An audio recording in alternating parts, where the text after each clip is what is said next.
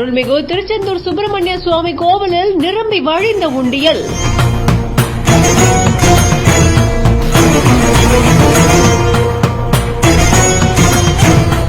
கட்டுக்கட்டா கிடைத்த கரன்சி நோட்டுகள், தகதகான மின்ற தங்கம், பளபளன்னு ஜொலிக்கிற வெள்ளின்னு இப்படி பலதும் முருகனுக்காக நாடி வந்திருக்கு.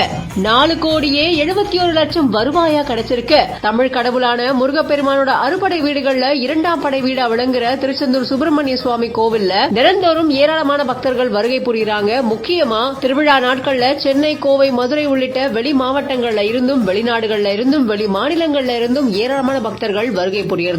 திருச்செந்தூர் சுப்பிரமணிய சுவாமி கோவில்ல இருக்கிற உண்டியல்கள் 2 தினங்களா இன்னும் பணியானது நடந்திருக்கு. உண்டியல் காணிக்கைகளை எண்றதுக்காக கோவில்ல இருக்கிற வசந்த மண்டபத்துல மொத்தமா கொண்டு வரப்பட்டிருக்கு. அங்க வச்சு உண்டியல் காணிக்கையானது எண்ணப்பட்ட நிலையில 4,71,90,172 ரூபாய் உண்டியல் காணிக்கையா கிடைச்சிருக்கு.